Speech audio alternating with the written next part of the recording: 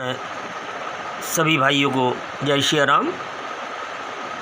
आपका गुरु गोला ज्ञान चैनल पर आप सबका स्वागत है।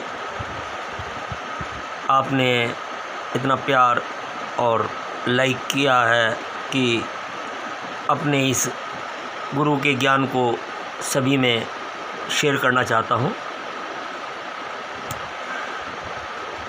वैसे तो ये अद्भुत शास्त्र इतना समुद्र है कि इसकी व्याख्या करना बड़े बड़े ज्ञानियों के लिए भी नामुमकिन है, परंतु फिर भी जो मुझे मेरे गुरु ने दिया है मैं उसकी व्याख्या, उसकी चर्चा आप सबसे शेयर अवश्य करता रहूँगा। आज हम एक ऐसे नेता की बात करते हैं जो अपने आप में विलक्षण है। मेरे अनुमान के अनुसार उनकी जन्म कुंडली 9 नंबर की होनी चाहिए और 9 नंबर का स्वामी गुरु 9वें भाव में बैठा है। 9वें भाव का स्वामी सूर्य के साथ बैठा है।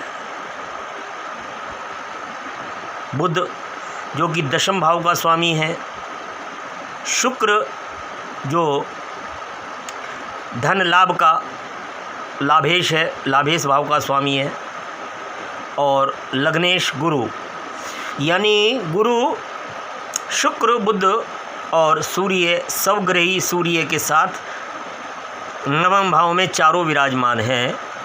इस बात से ये स्पष्ट संकेत मिलता है कि ये जीव आत्मा अपने जीवन काल के अंदर राज्य लाभ अवश्य प्राप्त करेगी और राज्य लाभ भी साधारण नहीं, अकस्मात बहुत अधिक तेज़ी से उसका राइज होगा, ख्याति प्रसिद्धि होगी, सब में उसका एक ऐसा परिचय मिलेगा समाज को, बिल्कुल अचानक उसके भाग्य का उदय होगा, राजनीति के अंदर ख्याति प्राप्त करेगा। ये चारों ही उसकी जन्म कुंडली के शुभ ग्रह उसको ये सुख देने के लिए बैठे हैं। अब मैं बात करता हूँ द्वितीय भाव की, जो कि वाणी का, कुटुंब का, व्यवहार का भाव होता है। तो द्वितीय भाव के अंदर मकर राशि है और उसके स्वामी शनि हैं जो 5वें भाव में विराजमान है, जो कि 5वें भाव मेष राशि और शनि की नीच राशि होती है।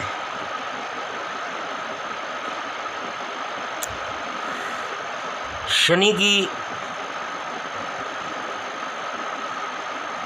10वीं दृष्टि अपने भाव पर है।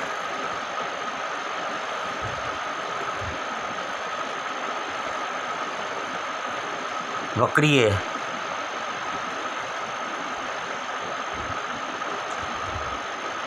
नीच का शनि अपने आप में वक्री होकर विपरीत राजयोग भी बनाता है, जिसने पूर्ण योगदान देकर उसको इतने लंबे समय सत्ता के अंदर रखा और सत्ता का समस्त सुख वैभव उसको प्राप्त हुआ।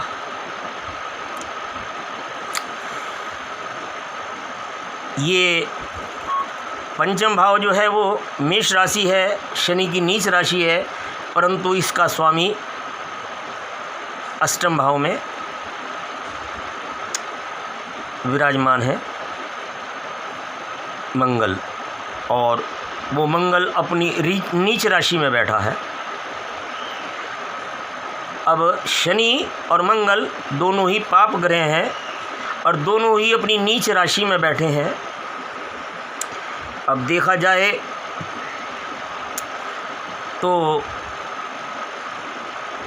मंगल की चौथी दृष्टि लाभ भाव के ऊपर है। मंगल की सातवीं दृष्टि द्वितीय भाव वाणी के भाव पर है और अष्टम दृष्टि तृतीय भाव के ऊपर है। मंगल नीच का ग्रह है। अपनी नीचता, कोई भी ग्रह होगा वो अपनी गुणवत्ता और अपने परिवेश को पूर्ण रूप से जीव के अंदर समाहित करेगा। द्वितीय भाव के ऊपर दो पाप प्रभाव हैं, वो भी नीच के, दोनों पापी ग्रह हैं और दोनों नीच के ग्रह हैं और दोनों की दृष्टि द्वितीय भाव के ऊपर है। द्वितीय भाव वाणी का होता है। अब यदि द्वितीय भाव के ऊपर गुरु का प्रभाव होता है तो मानव के वचन सत्य होते हैं। वो कभी झूठ नहीं बोलता, कभी चोरी नहीं करता, कभी तामसिक पदार्थ नहीं खाता। यदि चंद्रमा बैठा है तो जीव बहुत ही वाचाल, तर्कयुक्त और चंचल स्वभाव का, हर बात में अपनी पहल रखने वाला, दूसरे की बात को काटने वाला होता है। इस तरह से सभी ग्रह अपनी अपनी गुणवत्ता द्वितीय भाव के ऊपर देते हैं। मंगल स्वाभाविक रूप से पाप ग्रह है। मंगल तामसिक ग्रह भी कह सकते हैं, उग्र ग्रह भी कह सकते हैं। द्वितीय भाव पर यदि उसका प्रभाव होता है तो मानव तामसिक प्रवृत्ति का खान पीन, अथवा शनि यदि उसके प्रभाव पर है तो वो बासी बचा खुचा भी खाने में परहेज नहीं करता। वाणी बहुत ही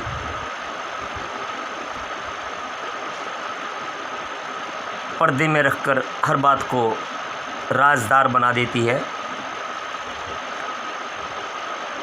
इतना साफ झूठ बोलता है इंसान कि दूसरा सामने वाला उसकी बात को पकड़ ही नहीं सकता, इतनी सफाई के साथ झूठ बोलता है। अब मंगल ग्रह के अंदर ये समस्त गुण हैं। यदि सकारात्मक मंगल होता है तो इंसान को बहुत उच्च कोटि का लीडर, उच्च कोटि का पुलिस अफसर, मिलिट्री अफसर, मेजर, सर्जन बना देता है।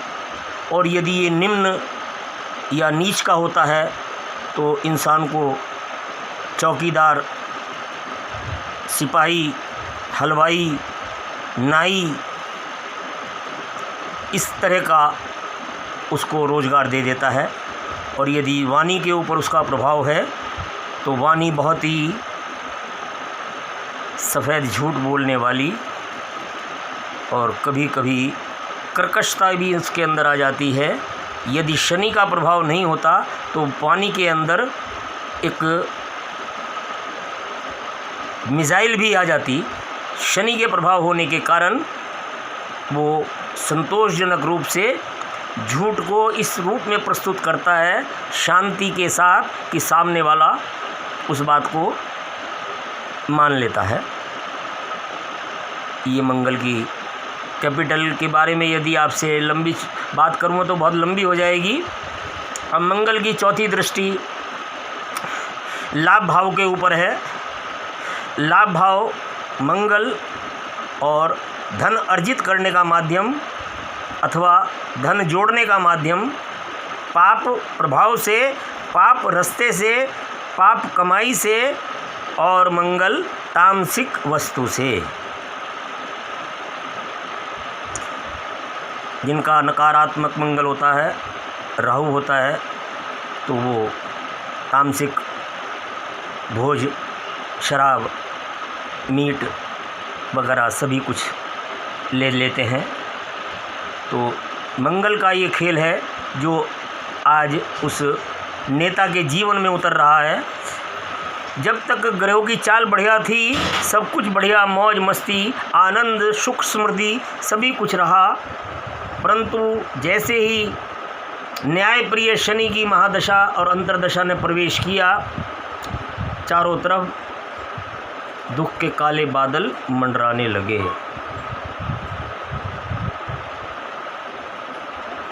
अब आप समझ गए होंगे मैं किसकी बात कर रहा हूँ।